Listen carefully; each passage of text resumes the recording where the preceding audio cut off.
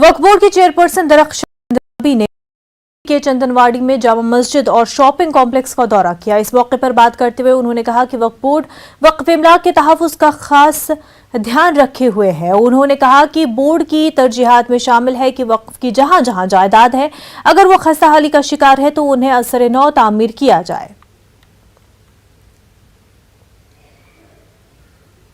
देखिए, आज हम आए यहाँ पे जो ओडी चंदनवाड़ी ये सेंटर बाज़ार है, यहाँ पे हमारा शॉपिंग कम्प्लेक्स है जो खस्ता हालात में है, जो नए सिरे से तामीर करना है।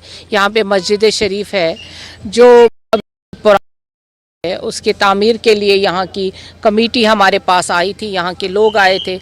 यहाँ ताज साहब हैं जो एक्स मिनिस्टर भी रहे हैं ऑनरेबल हमारे, तो उनके कहने पे भी उन्होंने हमें कहा था कि यहाँ पे आइए। और हमारा वक्फ का काम है, जिम्मेदारी दी गई है, हम वक्फ के केयर टेकर्स हैं, हमें देखना है वक्फ की कहाँ कहाँ जायदाद है, वहाँ पे हमें पहुँचना है और उसको असर नौ जहाँ जहाँ लगेगा खस्ताहाली है उसको असर नौ तमीर करना है।